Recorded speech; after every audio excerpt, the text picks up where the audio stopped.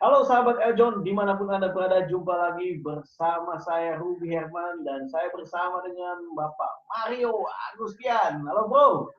Masuk, ya gimana bro? Akhirnya kita ada program lagi bareng nih bro. Ya, benar sekali. Oke, Ya. sahabat Eljon, ini kita program baru namanya Startup Gallery. Nah, di program Startup Gallery kita akan kupas tuntas bagaimana dunia startup saat ini.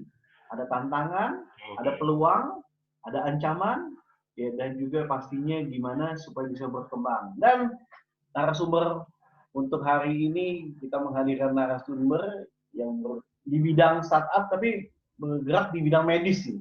Mungkin Pak Mario bisa sharing, jelaskan siapa narasumber. Ya, jadi kita kedatangan narasumber salah satu pemain lah ibaratnya di industri health technology atau teknologi yang berkutat di industri kesehatan gitu. Jadi kita punya narasumber namanya Pak Nurdiansyah. Beliau adalah founder dan CEO dari Avicenna.id. Langsung aja ya kita ngobrol sama narasumbernya. Please welcome Bapak Nurdiansyah. Betul. Halo Pak Nurdiansyah. Ya, halo Mas Mario. Terima kasih nih atas waktunya sudah mau join di acara kita nih di Eljon TV. Nah, ini sebelum masuk ke startupnya sendiri, aku pengen tahu nih Pak Nurdiansyah sekarang kesibukannya apa aja gitu, selain handle startupnya. Selain handle startup, sekarang berdinas atau melakukan perawatan dengan pasien-pasien COVID-19 di Rumah Sakit Penyakit Infeksi Sulianti Saroso di daerah Sunter. Nah itu sekarang jadi Rumah Sakit COVID-19. Terus kemudian saya juga memang bekerja di sana sebagai perawat profesional ya, sebagai nurse, dan sekarang merawat pasien COVID-19. Selain itu juga karena saya ketua alumni juga, kita melakukan beberapa gerakan-gerakan sih untuk teman-teman alumni perawatan dan organisasi keperawatan juga. Oke. Jadi perawat sama organisasi perawat ya? Iya, betul. Di tiga itu sih, sebagai founder dari Avicenna, sebagai organisasi perawat juga, sebagai perawat di lapangan juga. Jadi memang mudah-mudahan selalu diberikan kesehatan biar bisa bagi waktunya tiga ini. Amin bro. Amin. Karena emang ini perawat ini juga startup bro kan di kesehatan ya. Ya ibaratnya kalau Bro Ruby, kalau kita dulu nonton superhero, ya kan, nonton di bioskop, ini sekarang kita lagi mewawancarai superhero yang di dunia nyata. Nah, benar sekali. Yes. Jadi ini Superman-nya atau siapa nih? Masuk startup-nya, silakan Pak Mario. Nah, masuk ke startup-nya bro, Avicenna berkutatnya gimana bro? Produk and services-nya mungkin yang ditawarkan. Untuk produknya sebenarnya Avicenna ini lebih ke edutech untuk praktisi kesehatan ya. Jadi memang kita mengundang pembicara-pembicara, kemudian kita membuat video learning untuk membahas isu-isu atau memang terkait dengan perkembangan kesehatan yang ada, misalnya dari kedokteran, perawatan, kebidanan, mulai dari untuk mahasiswa, pembelajaran kemahasiswaan maupun memang pembelajaran profesional. Nah, sekarang kita juga lagi ngedesain untuk webinar series untuk peningkatan kapasitas pengetahuan teman-teman praktisi kesehatan terkait dengan COVID-19. Ini kan butuh transfer knowledge kan, mulai dari daerah kan perlu asupan-asupan pengetahuan yang memang sekarang berkembang, apalagi epicentrumnya kan di Jakarta kan, pertama di Jakarta, dan memang rumah sakit rujukan nasional ada di Jakarta. Sekarang banyak kasus sudah mulai ke daerah-daerah, sudah 34 provinsi sampai 200 lebih kabupaten kota kan. Nah, ini perlu transfer knowledge kan. Nah, ini yang kemudian lagi kita buat gerakannya. Kayak gitu. Jadi memang konsentrasi kita fokus pada pembelajaran praktisi kesehatan. Baik, pembelajaran praktisi kesehatan. Jadi ini ya, yang ngajarin pelaku-pelaku di dunia kesehatan. Target marketnya ini siapa, Pak Nurdiansyah? Target marketnya ya memang praktisi kesehatan dan mahasiswa sih. Itu. Jadi target marketnya praktisi kesehatan maupun mahasiswa kesehatan. Jadi user kita lebih ke dua komponen itu sih. Dari tahun berapa nih, bro? Setup Avicenna? Kalau tahun sebenarnya sih 2017, 2018 pertengahan dan masuk akhir tahun sih di sekitar bulan Agustus September di 2017. Maaf Pak Nurdiansyah, boleh mic-nya agak dideketin dikit untuk yang jauhan ya? Iya. Nah, iya. Oke. No problem. Masih kedengeran sih, cuma kurang clear aja. Siap. Kurang clear ya? Nah, sekarang udah clear. Nah, itu clear. Oke. Nah, dari 2017 apa yang melatar belakangi ya sehingga akhirnya tadi kan karena tadi banyak yang di daerah-daerah yang nggak tahu. Berarti lebih cenderung ini segmen marketnya yaitu di daerah-daerah, ya kan? Nah, ini kan bicara medis kan juga butuh praktek, ya kan? Nah, bagaimana nih mengcombine antara startup ini dengan realita praktek di lapangan? Justru itu sebenarnya karena praktisi kesehatan ini waktunya mobilitasnya nggak nentu ya, mereka dinasnya pagi, sore, malam. Nah, ini kita makanya di awal kita buat itu lebih banyak pembelajaran video learning kan. Kemudian di situ untuk di platform kita ada grup diskusi kalau misalnya tanya jawab di situ. Jadi memang lebih ke arah aksesnya kapanpun dan dimanapun gitu kan. Nah, terus kemudian untuk sekarang memang kebutuhan juga kita ada live streaming kan, dengan webinar seperti ini juga kita lakukan. Oke, 2017 ya. Nah, ini sistemnya berarti kurikulum kah atau cuma misalnya mereka mau belajar tentang ini ada sistemnya kurikulum atau cuma yang tergantung minat dari yang belajar?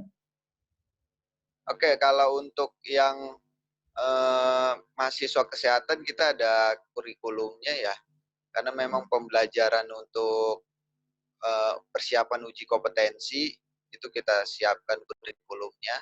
Terus kalau untuk yang memang praktisi kesehatan itu kita lebih pada konten-konten yang memang mereka butuhkan di lapangan. Jadi memang berdasarkan rekomendasi dari himpunan-himpunan seminat. Misalnya himpunan seminat itu perawat luka, itu konten-kontennya apa. Terus kemudian misalnya terkait dengan obstetri dan ginekologi misalnya, tentang kandungan. Nah itu memang kita diskusi dengan himpunan seminat, misalnya perhimpunan dokter obstetri kayak gitu. Oke. Pak Mario, mungkin ada yang bertanyakan Pak Mario. Oke, sampai sekarang sudah berapa bro usernya bro? Kalau sekarang sih untuk usernya terakhir kita data itu belum terlalu banyak ya, baru sekitar 7.800-an lah, sekitar itu. Sudah banyak. tenaga medis di Indonesia aja kan berapa populasi? Ada datanya nggak, Karena bro? campurannya Tenaga medis di mahasiswa kesehatan, populasinya mahasiswa. sih 125 itu baru mahasiswa, belum praktisinya aja. Keperawatan aja, perawat sendiri itu 800.000. Perawat itu Ya. 800.000. Kayak di Jakarta Utara itu, saya kan pengurus organisasi di PPNI Jakarta Utara itu ada 3.000 anggota kan. Itu di Jakarta Utara aja. Itu perawat aja, belum bidan, belum dokter, belum apoteker. Berarti memang ini marketnya gede banget ya untuk education teknologi ini ya. Khususnya untuk tenaga medis gitu. Terus untuk monetize-nya gimana, bro? Penasaran gue, bro. Kalau untuk monetize-nya kita kan setiap programnya itu memang berbayar ya, karena memang kita yang untuk praktisi kesehatan mereka ada kebutuhan untuk sertifikasi. Nah, setiap seminar kita atau webinar kita ataupun online class kita itu akan mendapatkan sertifikat yang ber-SKP nanti untuk memperpanjang lisensi mereka. Gitu. Jadi perawat, dokter, bidan itu ada lisensi yang harus diperpanjang 5 tahun dan itu mereka harus mengumpulkan kredit poin. Salah satu kredit poin itu bisa didapat dengan melakukan upgrade knowledge kan, yang biasa disebut dengan CPD.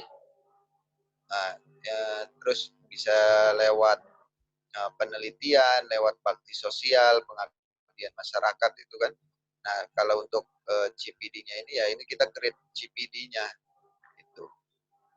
CPD itu kepanjangan apa, bro? CPD itu Continuous Professional Development. Jadi pendidikan keprofesian berkelanjutan. Oke, thank you, bro. Bro Ruby, bagaimana? Baik, sahabat Eljon, kita break dulu sejenak. Ini menarik sekali bagaimana kita bahas tentang perkembangan startup di Indonesia, dan saat ini startup yang kita bahas yang berhubungan dengan kesehatan. Sahabat Eljon, kita akan kembali lagi setelah pesan-pesan berikut ini. Oke, baik. Lanjut lagi ya. Masuk segmen 2, Pak Mario lah buka ya. Udah masuk TV kita, bro. Waduh, narasumber pertama lagi, Bro Nurdin. Siap. Perlu make up dulu, Bro Nurdin? Perlu make up dulu? Iya, ini jadi nggak make up nih. Nggak apa-apa. Gua ya baru dikasih tahu tadi. Jadi gua mau pakai jas. Aduh, pakai bajunya nggak juga apa-apa. Baju mau tidur ini. Di IndiHome ya? Ada ya? IndiHome ya? Iya. UCTV ya? UCTV Go di IndiHome. Oke, Bro Mario buka ya, Bro ya. Apa nama acara tadi? Startup Gallery ya. Oke, Startup Gallery. Oke. Beda lagi judul. Ya. Ya, request TV-nya gitu, Bro. Ya udahlah. Oke, siap.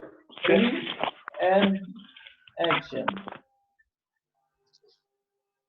Halo sahabat Eljon, masih di acara kesayangan kita semua, Startup Gallery, masih bersama narasumber kita, Bro Nurdiansyah nih, dari avisena.id. Jadi tadi Bro Ruby sudah banyak banget dibilangin soal startupnya, terus juga gimana monetize-nya, usernya gimana, dan saya lihat memang ini kan ya namanya education platform atau platform edukasi, apalagi spesifik di kesehatan, sudah barang tentu jadi captive market atau misalkan market yang memang sangat dibutuhkan kan. Apalagi tadi dari Bro Nurdiansyah sendiri tadi ngobrol bahwa setiap tenaga medis diwajibkan harus ikut namanya CPD tadi, Bro. Jadi mau nggak mau ya semua tenaga medis harus belajar di avisena.id nih. Nah, masuk ini, Bro, masuk ke kondisi sekarang di COVID-19. COVID-19 iya.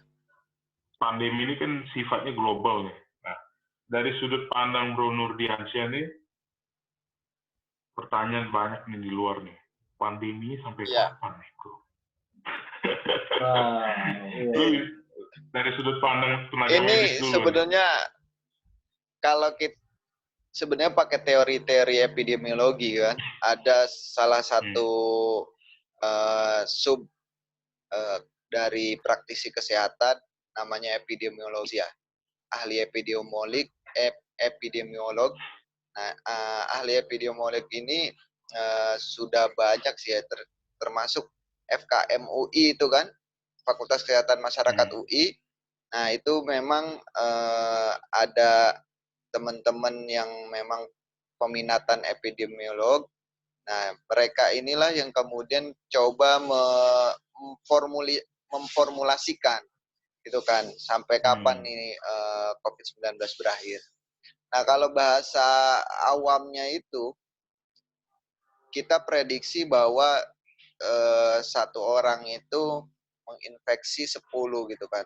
Terus kelipatan 10 gitu kan. Sampai dengan se-Indonesia itu terinfeksi gitu kan.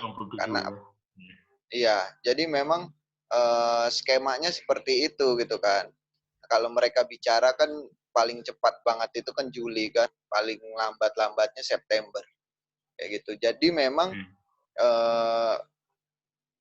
bahasa kasarnya ya menunggu sampai se-Indonesia terinfeksi gitu kan. Maka ada istilahnya pandemi puncak kan.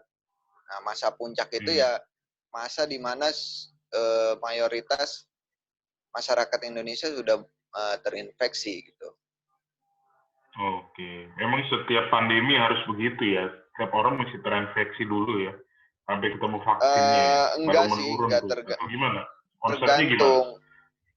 Tergantung karena ini kan virus ini kan strainnya, penyebarannya ini kan cepat ya, penyebarannya cepat, terus menginfeksinya juga mudah gitu kan.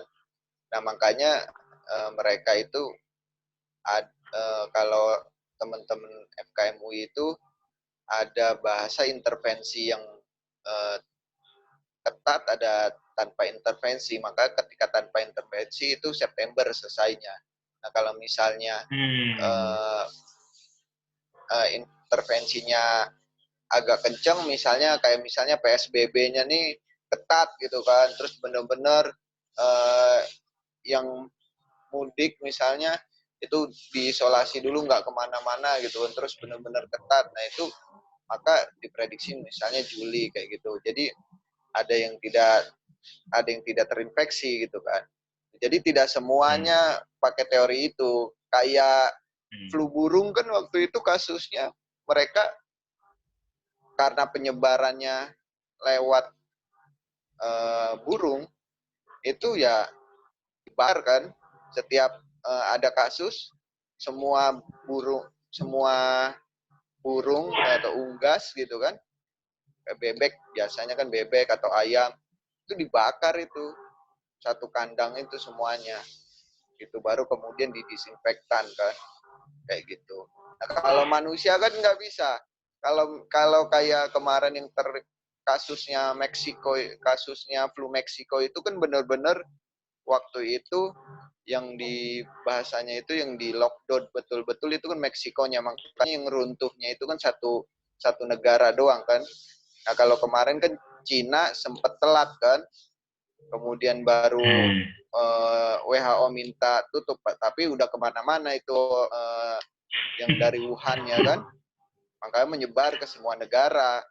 Kalau waktu Meksiko kan langsung ditutup gitu kan, jadi makanya yang perekonomiannya hancur itu ya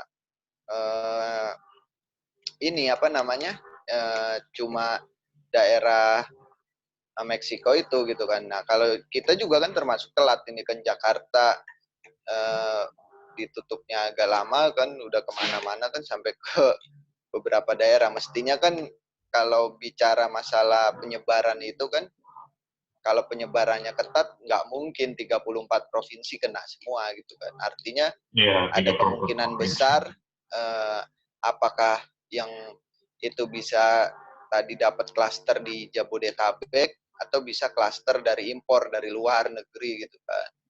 Itu kan kita nggak tahu juga kan. Kayak gitu. Sebenarnya penyebaran itu sih yang memang perlu betul-betul, makanya kan kalau apa namanya, tergantung medianya itu. Kalau medianya ya hewan gitu mah gampang. Hewan ketika ada Bakar ya. kasus infeksi di satu tempat dibakar hewan itu kan. Kalau manusia kan Kalau nggak bisa. kalau Iya, Mungkin iya. kayak di nggak bisa. Korut itu kan. Gitu. Kita jangan bahas yang itu deh. Dari nuklir, Bahaya itu stasiun kan. TV. Bung. Oh, iya iya iya. Siap, siap, siap. Oke, dari Oke, Bro sisi Ruby, Jadi gimana? memang dari sisi kesehatan, dari pencegahannya yang oke, perlu diperketat. pencegahannya ya. Pencegahannya yang Hmm, memang perlu diperketat. oke. Kalau dari sisi medis, sebenarnya COVID-19 ini bagaimana sih cara pencegahan yang paling efektif? Dan juga bagaimana kalau yang nggak kena nih, ya kan, bagaimana sih menjaga imun tubuh dan lain-lain dari sisi medis? Memang untuk pencegahannya karena virus ini dia tidak kuat dengan apa namanya, disinfektan itu kan. Nah itu untuk melakukan pencegahannya ya memang kita melakukan hand hygiene atau kebersihan tangan gitu kan. Apakah dengan mencuci tangan dengan sabun atau mungkin mencuci tangan dengan melakukan hand hygiene dengan hand sanitizer gitu kan. Nah ini karena virusnya itu dapat masuk itu lewat droplet. Droplet Nah ya. droplet itu cairan. Cairan misal bersin, ada cairannya kan, batuk ada cairannya, itu kan kadang-kadang kita bersin pakai telapak tangan kan, bisa begini. Nah ini kan salah sebenarnya, maka kita nggak udah harus pakai siku gitu kan, karena ini media penyebarannya itu ya tangan. Habis itu tos Media lagi sama orang penyebarannya ya. habis bersin kan tos gitu, habis batuk tos atau salaman gitu kan, itu makanya kebersihan tangan sama physical distancing itu diutamakan. Terus penggunaan masker itu juga penting, ketika misalnya dia bersin atau batuk nggak langsung dropletnya keluar gitu. Gitu. Sama kalau imunitas sih apa? Imunitas. Ya, imunitas Untuk dulu, imunitas sih tentu makan 4 sehat 5 sempurna penting.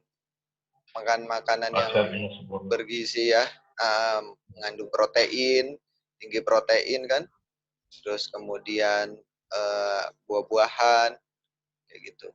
Tinggi protein itu ya kayak tempe, tahu, telur, ikan, ayam.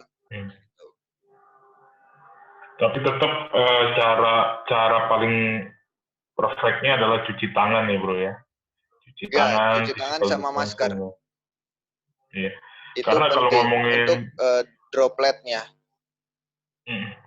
Ngomongin gizi tuh, sepak bola, pemain NBA juga ada yang kena. Kurang apa lagi gizinya tuh. Iya, iya. Ya iya itu, imunitasnya dia lagi turun kan. Gitu. Jadi kena ya, gitu ya. Oke. Jadi kena. Siap. Oke, nah bicara soal startup nih, Pak Nurdi. Bagaimana tantangan untuk mempromosikan startupnya atau mengedukasi dan juga mengedukasi ke masyarakat ya? Nah, gimana tantangannya? Tantangannya sih itu cukup besar ya, karena memang ini baru, memang di dunia kesehatan juga. Pertama, beberapa organisasi profesi masih ada yang belum menerapkan kebijakan misalnya CPD online gitu kan. Nah, itu yang menantangkan kita. Jadi kita formatnya untuk cukup untuk yang mahasiswa aja gitu kan. Nah, untuk mahasiswa kan memang ada uji kompetensi. Uji kompetensi ini kayak UN-nya mahasiswa kesehatan. Jadi memang mereka butuh belajar untuk lulus UN. Kalau mereka nggak lulus uji kompetensinya, mereka nggak dapatin lisensi juga, nggak bisa dapat STR juga kan istilahnya kayak gitu. Itu tantangan di kita sih seperti itu.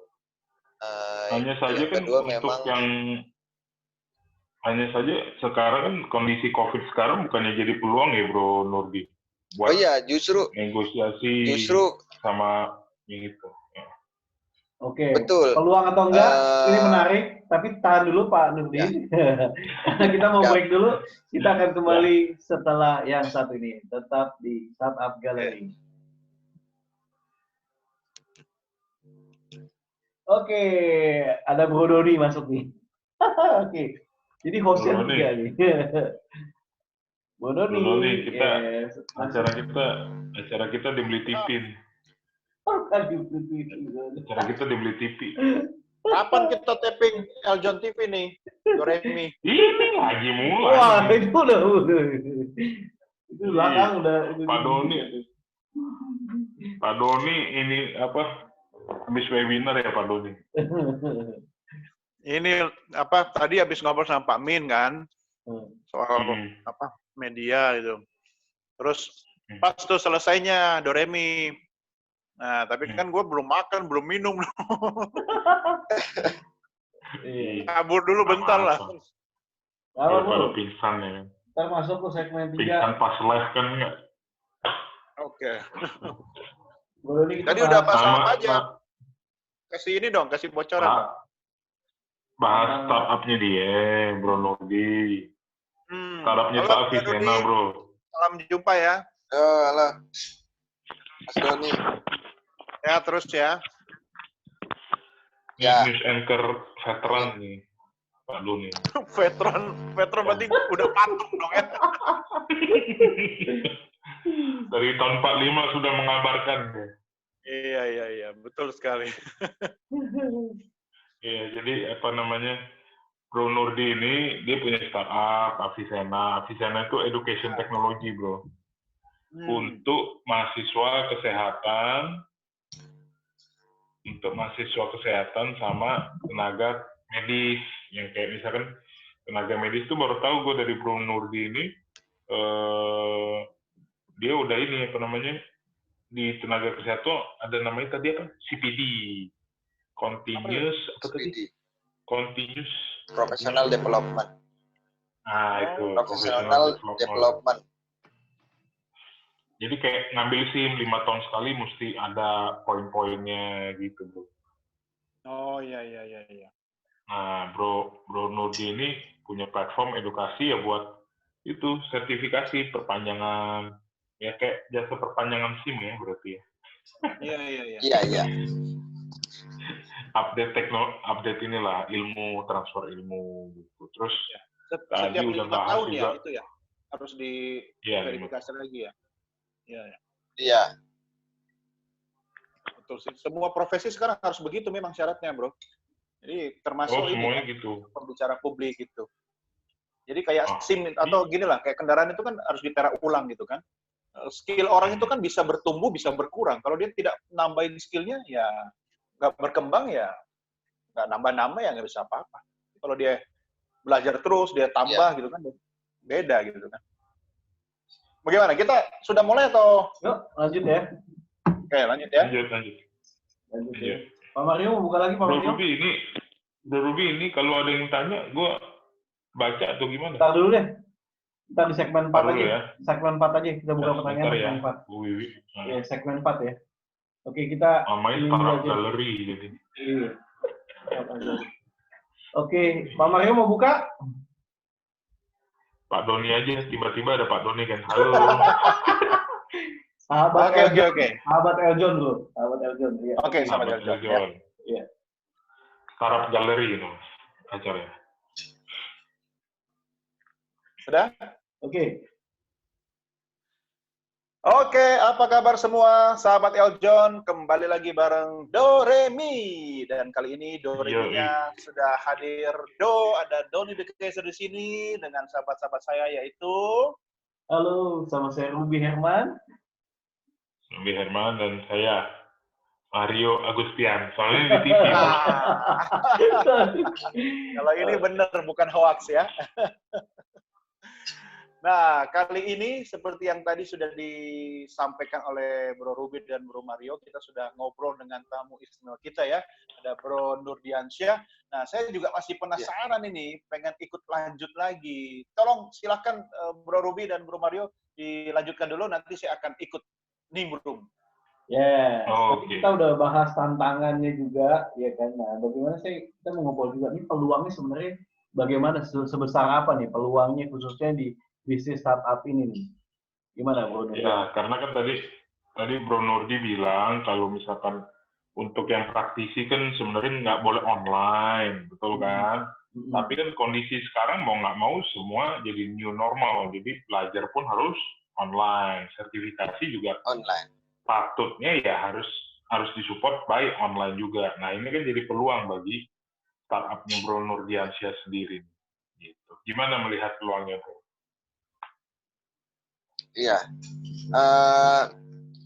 Di pandemik ini sebenarnya buat beberapa bisnis online memang menjadi peluang untuk mulai bangun kembali branding awareness kan, yang tadinya orang-orang nggak melihat itu gitu kan, kemudian melihat lagi gitu. Makanya kemudian sekarang kita menggandeng beberapa organisasi profesi untuk memberikan apa ya, gratis kan, untuk mereka memfasilitasi mereka untuk melakukan webinar online gitu kan, dengan atau melakukan learning gitu dengan menggunakan startup kita melakukan proses registrasinya dan lain sebagainya seperti itu. Jadi memang di pandemik ini kita membangun branding awareness sih, kayak gitu.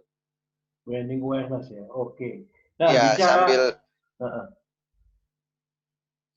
sambil tentu meningkatkan user kita juga seperti itu. Nah, bicara soal startup kan ini lekat juga dengan mentalitas bakar duit gitu ya. Nah, gimana menurut Ya. pandangan Pak Nurdiansyah? Kalau untuk masalah bakar-bakar duit ya kita cari seminimal mungkin yang bisa membakar duitnya, jangan terlalu besar-besar.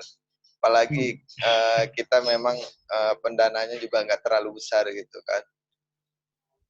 Masih di seed funding kan, kayak gitu. Oke. Siap.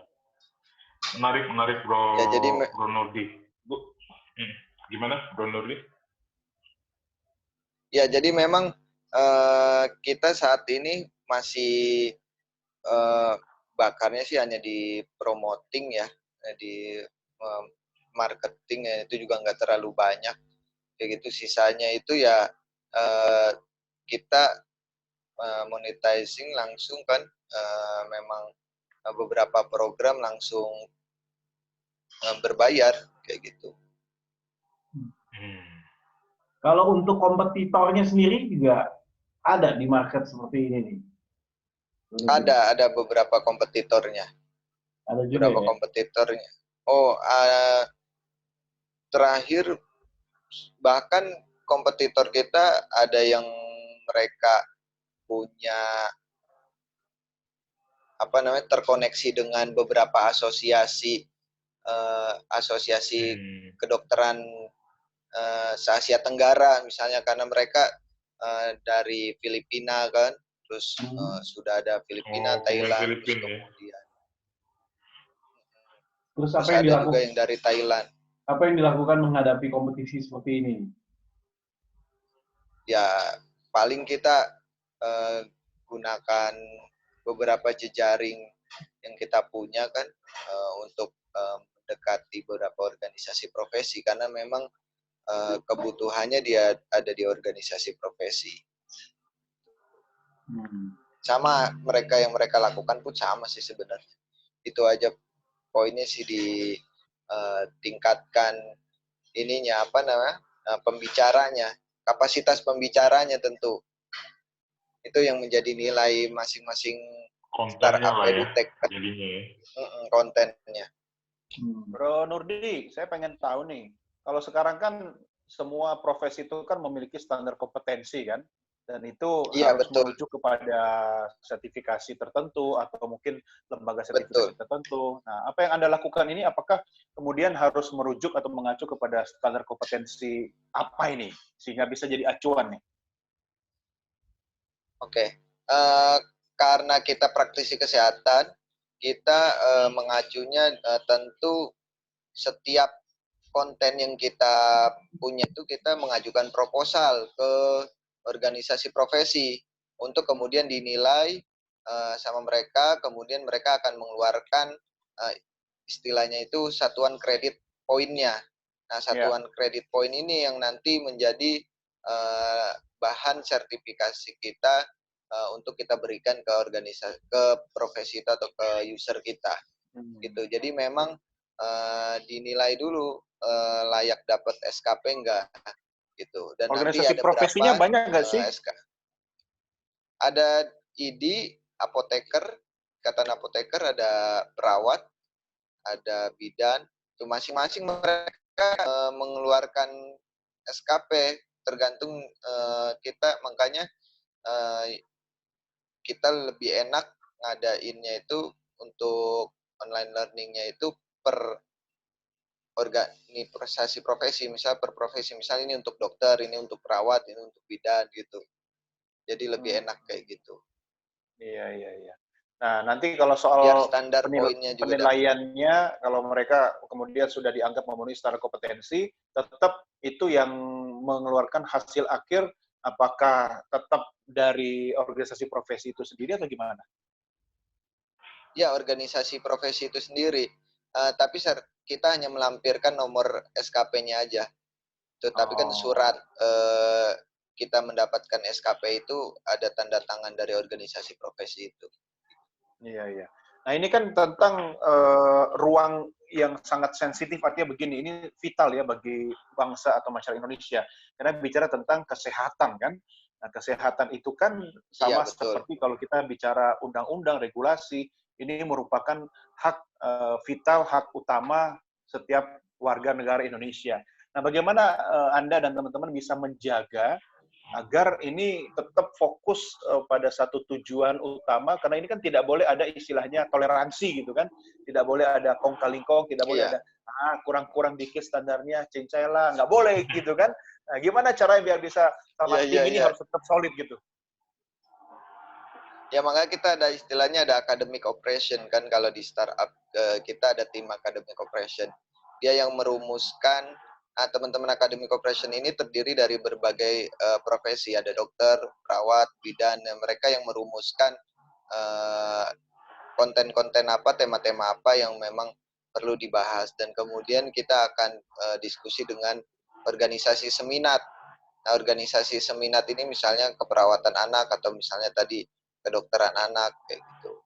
Nah, ini yang kemudian bisa menjadi bahan masukan untuk konten dari kita sendiri. Nah, kalau untuk organisasi profesi kan kita menyerahkan proposal, kemudian menyerahkan surat untuk mengajukan SKP, terus kemudian nanti penilaiannya itu tergantung mereka. Tentu mereka melihat dari pembicaranya itu siapa, karena yang pasti mereka itu pembicaranya itu harus terdaftar keanggotaannya, gitu kan. Nanti dicek juga kan keanggotaannya terdaftar gitu kan. Terus kemudian mereka juga ada poin penilaiannya, misalnya waktunya berapa menit, gitu kan, berapa jam, itu juga ada standarnya. Jadi mereka sudah punya juknisnya untuk penilaian itu.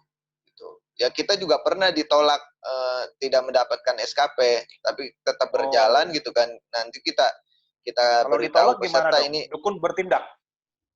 Enggak, kita tetap jalan, kan tidak semua materi itu membutuhkan SKP gitu loh.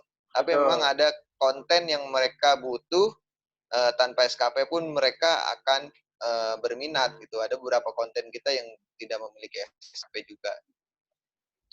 Dan itu tetap bahasa ininya tetap ada yang berminat kok. Iya, iya. Jangan lupa bro, apapun bidang keilmuannya, skillnya, para pemateri, narasumber, pembicara, mereka tetap harus punya satu skill, yaitu communication skill. Nanti bisa kerjasama dengan Doremi itu. Bisa, harus standarnya kan.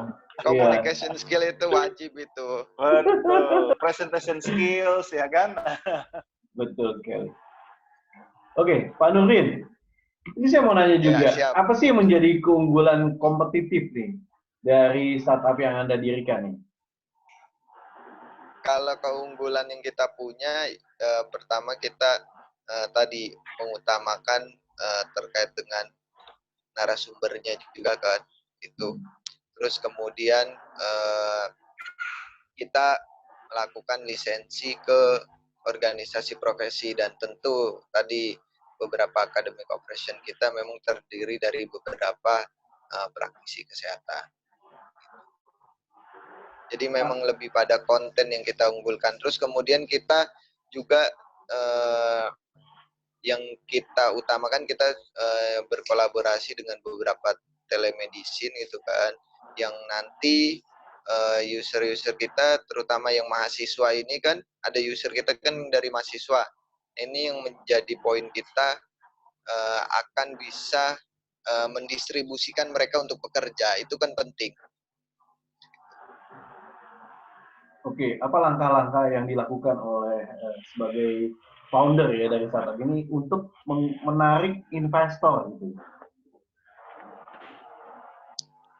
Kalau untuk menarik investor ya kita tentu meningkatkan growth-nya kan, growth dari startup kita, terus kemudian kita melakukan pitching, kemudian kita ketemu beberapa investor, kemudian kita ikuti beberapa audisi gitu kan untuk grant kan, kayak gitu, untuk memperkenalkan startup kita.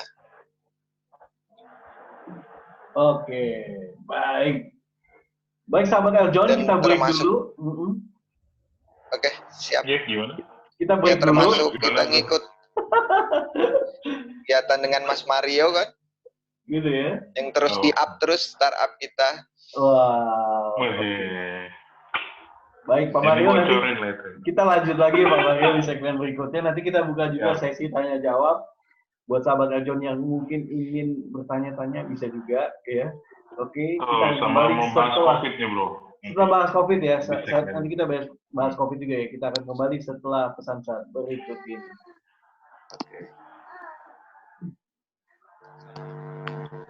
Oke, siap. Lanjut. Siap. Teman-teman boleh dikumpulin dulu pertanyaannya, nanti kita bacain satu-satu. Terima kasih. Jadi ada siapa? Bu Wiwi ya? Oke bro, mau mulai bro ya? Iya, Bu Wiwi. Oke. Bahasa COVID ya, Abang lu itu. Lu banyak tanya nih bro. Iya. Oke, silakan. Pak Doni. Pak Doni lagi buka. Oh, Pak Doni lagi makan. Gantian dong. Lagi penuh nih. Pak Doni menutup. Ya udah gua aja lagi buka. Iya, silakan. Halo sahabat Eljon, masih bersama kita bertiga trio Doremi dalam acara yang pasti kamu tunggu-tunggu dari tadi break ya, yaitu Startup Gallery. Kali ini kita masih bersama founder dari avicenna.id, Bro Nurdiansyah. Nah, menarik banget tadi startupnya tentang edukasi, sertifikasi, tenaga medis. Nah, itu kan pasti juga teman-teman di luar sana, ini kan pandemi kan sifatnya kan global dan sudah masuk ke 34 provinsi nih Bro Nurdiansyah. Jadi kan penting banget untuk transfer ilmu untuk teman-teman kita di provinsi lain. Apalagi Bro Nurdiansyah ini bekerja di epicentrumnya malah ya, di RSPI Sulianti Saroso di Jakarta. Nah, kita segmen terakhir ya ini Bro ya? Yes. Bro Ruby? Iya. Terakhir. Ya. Ini kita bakal bahas tentang COVID-19 nih. Nah, tadi sudah sempat dibahas prediksi Bro Nurdiansyah kapan pandemi ini selesai. Terus juga bagaimana kita membentengi diri dari virus ini. Nah, pertanyaan berikutnya, ketika kita merasakan gejala COVID-19 ini, hal pertama apa yang harus kita lakukan, Bro Nurdiansyah? Ketika kita mengalami gejala ya, nah gejalanya itu kan sekarang ini yang sudah mulai muncul itu ada demam, kan di awal-awal kan demam, terus kemudian biasanya dia sesak kan, kalau yang parah itu sesak, terus kemudian ada juga yang sampai dia diare kan, ada juga yang diare kasusnya.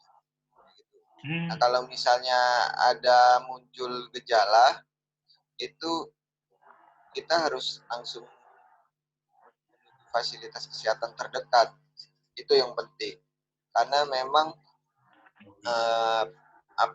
ini agak cepat ya prosesnya, virusnya agak cepat perkembangannya, apalagi kalau misalnya udah ada sesak. Kalau misalnya dia tidak ada sesak, demam, misalnya demam ringan ya bisa beli obat anti demam kan, obat anti demam yang biasa ada di pasaran, gitu, itu yang bisa dibebaskan.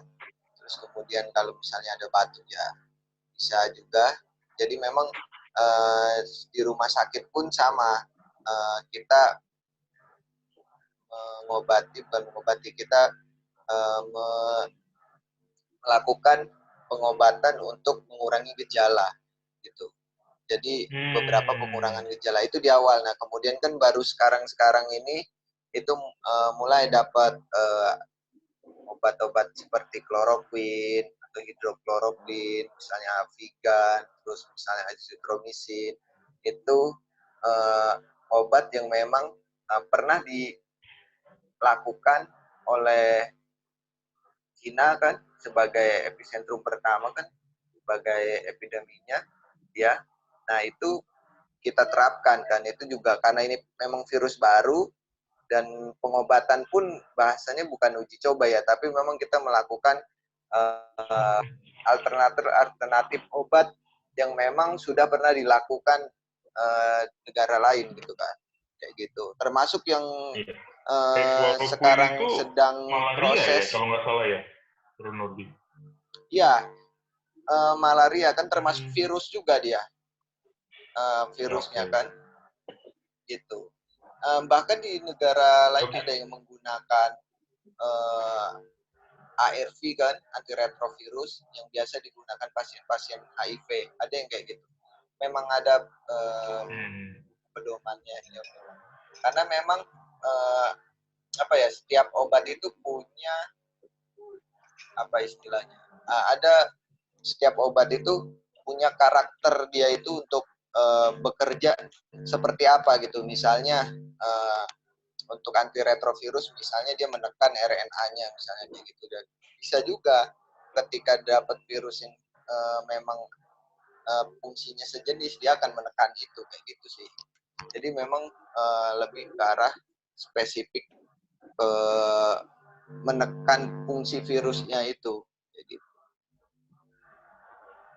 Dan terbaru kan ada yang menggunakan plasma, kan ini juga lagi diterapkan di Indonesia.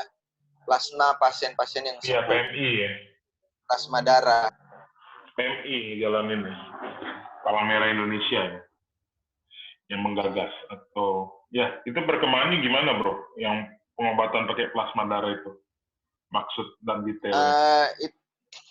Itu sih sebenarnya lebih ke fungsi imunitas ya, artinya plasma ini kan ada IgG, kalau saya tidak salah itu ada IgG, imunoglobulin G, yaitu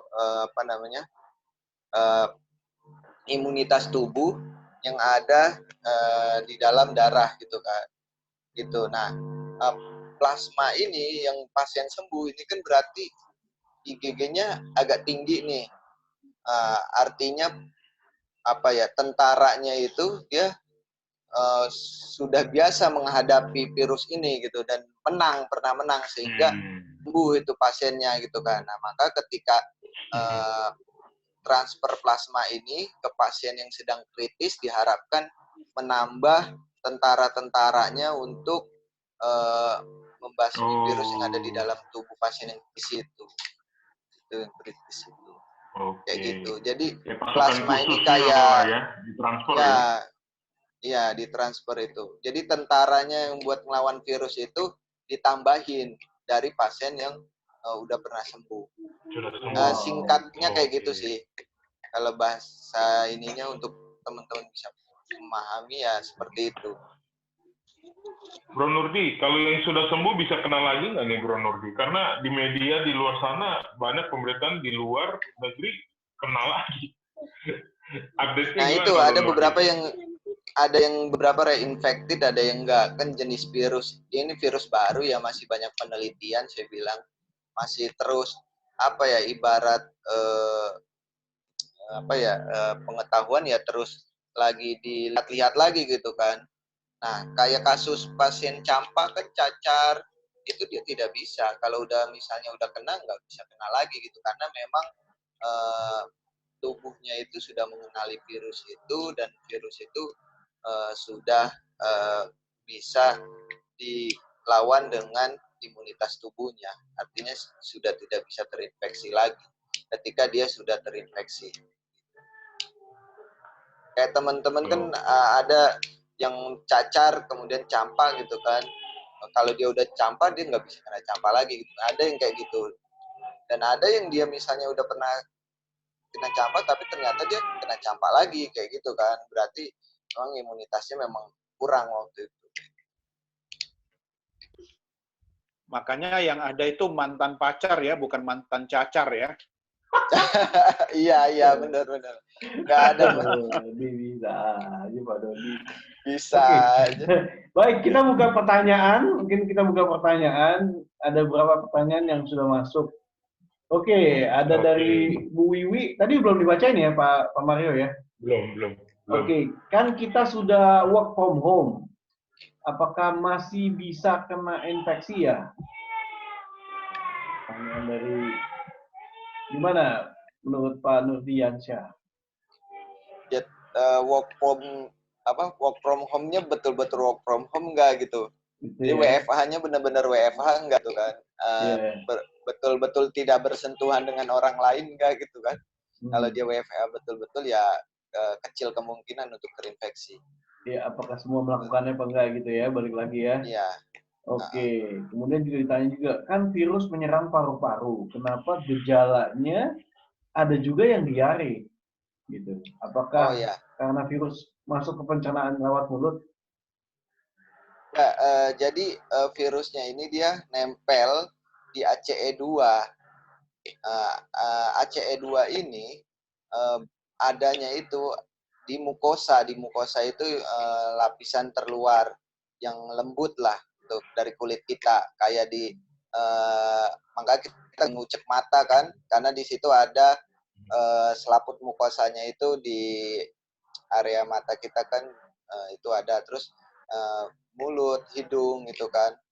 Nah, dia ada juga di usus, kemudian di saluran pernapasan, di paru-paru, dia ada di ginjal, dia ada di mana lagi, di jalur pembuluh darah gitu kan. Makanya tergantung jumlah virusnya banyaknya di mana dulu. Kalau ACE2-nya nempelnya kebanyakan di saluran pencernaan, itu biasanya yang muncul pertama kali itu keluhannya bukan sesak napas, tapi diare. Baru kemudian dia akan sesak napas. Kayak gitu. Kalau misalnya dia munculnya lebih dulu banyak di paru-paru, ya dia paru-paru. Ada juga makanya yang kemudian dia misalnya bahkan kalau yang dia punya penyakit komorbid kan sampai beberapa kegagalan multi organ kan, ginjalnya rusak, terus kemudian dia diare kan, terus jantungnya agak membesar gitu kan. Makanya yang punya komorbid kenapa kayak hipertensi, diabetes, terus kemudian gagal ginjal, itu karena yang punya komorbid kayak gitu malah parah ya karena memang akan memperparah kondisi penyakitnya yang udah ada gitu kan. Bro Nurdi, boleh share sedikit nih tenaga medis di lapangan ini perjuangannya bagaimana? Terus ada keterbatasan nggak? Misalkan alat pelindung diri atau gimana? Karena banyak banget cerita di luar sana tenaga medis sampai ketular misalkan 40, 50 gitu. Gimana? Apa yang bisa kita bantuin untuk tenaga medis gitu? Boleh diceritain sedikit. Kalau tenaga medis ya kita perjuangannya ya tentu berusaha bagaimana untuk tidak sampai kita kena kan gitu. Tidak sampai kita tidak terinfeksi lah. Kita berharap seperti itu ya dengan APD, dan alhamdulillah sih kalau di beberapa rumah sakit rujukan nasional itu lengkap ya. Tapi masalahnya ini kan ada beberapa teman-teman di daerah yang memang mereka bukan rumah sakit khusus COVID, pada akhirnya kena karena memang bisa jadi pasiennya tadi pas ditanya tidak ngaku atau mungkin ada pertanyaan yang mereka tidak tanyakan gitu kan, jadi pengkajiannya kurang kayak gitu. Jadi APD inilah, alat pelindung diri inilah yang kemudian menjadi pelindung kita ketika kita ke pasien. Itu yang pertama. Yang kedua tentu kita tadi lakukan peningkatan imunitas.